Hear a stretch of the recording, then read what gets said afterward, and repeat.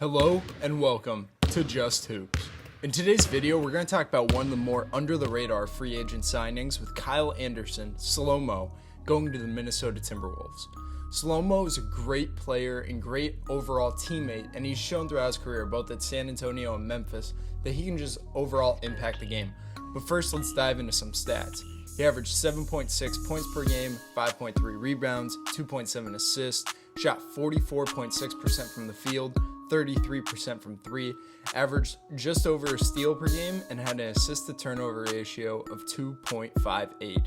Kyle Anderson is just a high-impact, winning basketball player. He did a tremendous job during his time in Memphis, and in this video, we're going to dive into how he can impact the game for the Minnesota Timberwolves at both ends of the floor, starting with his impact as a defender. In terms of defense, let's first talk about him as a team defender. He is tremendous in rotation and help and getting out, closing out to jump shots. Overall, he just does his job at a high level. We'll talk more about one-on-one later, but in these clips, you'll see that he really prioritizes his team effort, his ability to be in help position, be in the gaps, make an effort on the ball, and then recover out to shooters, be at the plug, and then come on out. Use his 7'3 wingspan to contest shots. He's 6'9", 7'3". That'll play into his ability to guard 1v1. But also, in terms of rotating and helping, he's good in coverages. As being a 4 or 5 man, he's able to drop and be able to pick up the ball, play that gray area, be cat and mouse on the ball, and just impact in a variety of ways inside and out. On this team level scale, you'll see that he's highly effective in the passing lanes with great length and just intuition about the game.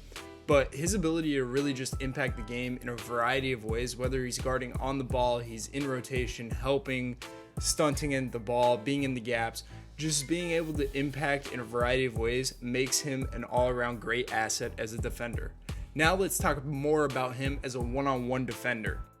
In one-on-one ISO situations, he is really good. He's versatile. He's able to guard inside and out. These first bunch of clips, we're going to talk more about the perimeter. He does a great job at sitting down. He uses that 7'3 wingspan to his advantage, where he might not be the quickest laterally, but he is able to slide and sag off the ball a little bit, give himself the opportunity to stay in front and contest and make plays with his length. Along with that, he's very physical. He weighs 230 pounds. He's 6'9". He disrupts at the point of attack. He's not afraid to be physical, get up into you, force turnovers, make plays happen. Whether he's guarding an Anthony Edwards, who's so explosive, or whether he's guarding a Trey Mann, Kevin Durant, and just like scoring threats, he's able to sit down and take away what they want. He's really smart. He has a high IQ for the game. He has a great understanding for basketball. Another thing when it comes to his on-ball defense is that he's just disruptive. He gets up into you and he forces turnovers. He has great hands. He gets up into you. He's able to tip passes, poke it out as you're dribbling. He just impacts the game. And I think another thing about his on-ball defense is that he is a really good pick and roll on-ball defender. We talked earlier about him in coverage, playing that gray area, but he does a great job at staying connected. This also relates to off the ball when he's chasing shooters around, but he just does a good job at staying connected, making an impact, and always being present at the point of attack. Another thing I want to talk about is his interior defense. He's able to guard on the inside too. He's very physical, as I talked about earlier, but that also applies to post defense. He holds his ground, uses his length to his advantage, and makes plays deep in the paint. Being able to switch onto a Cat, switch onto a Jokic, switch off onto an Embiid, and just be an impact player makes him one of the most versatile defenders in the NBA and somebody that can bring a great impact to the Minnesota Timberwolves. So now let's go to the offensive end of the floor, where he is a tremendous playmaker. That's what we're going to highlight in this video.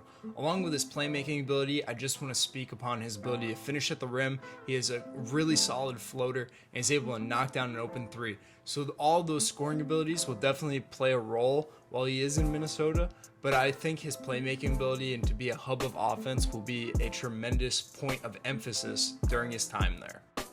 Now, to start off talking about his playmaking ability, it starts in transition. Even though his nickname Slow-Mo, he's able to really push the pace and make smart plays while on the break. He does a really good job at understanding spacing, knowing where his teammates are, and along with that, his 7'3 wingspan and just overall size allows him to push it.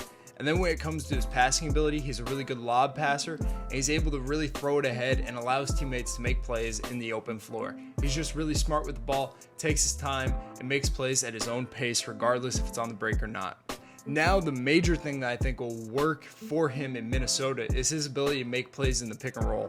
Being 6'9", he's going to have a bigger guy guarding him, and him, Cat, and Gobert in the pick and roll will be really hard to stop. As a pick and roll playmaker, he does a great job at first being a really good pocket passer. He's able to identify coverages and then allow his big to find those cracks and really hit them in those cracks and allow them to make plays deep in the paint. He's also a really good lob passer, but the one thing that makes him special in terms of the pick and roll is when he's able to make plays out to his teammates. He does a really good job at identifying where the help's coming from and being able to throw on-time, on-target passes to shooters out on the perimeter. Whether that means the low man is shrinking in way too much and there's no drop behind and he hits the corner, or whether it's a lift behind. Now, to wrap things up, I want to talk about Kyle Anderson as an offensive hub. He is a tremendous passer with a great IQ and feel for the game of basketball. That allows him to be a guy that consistently allows offense to flow through him. He'll get the ball, he'll be able to drive a gap, find his wide open teammate, find the big on the porch. He's able to be the one more pass. He's able to be the guy that's open and willing to make a good shot, a great shot. This ability will allow Minnesota's offense to always be consistently flowing and help them improve at that end of the floor. But now, to wrap things up, Kyle Anderson is just a high-impact basketball player. His ability defensively to be a versatile guard 1 through 4, 1 through 5, and also be committed to stopping his one-on-one matchup while also being a great team and help defender is tremendous and will definitely help Minnesota improve as a defensive unit. And then offensively, his ability to finish and knock down floaters and be able to hit an open three, yes, that will bring a positive impact, but most importantly, his ability to be a playmaker, be somebody that the offense could consistently flow through. Minnesota struggled last year when things got in the mud. They had too many guys trying to get their own instead of having somebody like a Kyle Anderson on the floor, willing and able to make plays for his teammates and improve himself and his teammates overall. So I hope you guys enjoyed this video, learned something about Kyle Anderson, and for more content like this, please like, subscribe, and share, and we will catch you in the next one.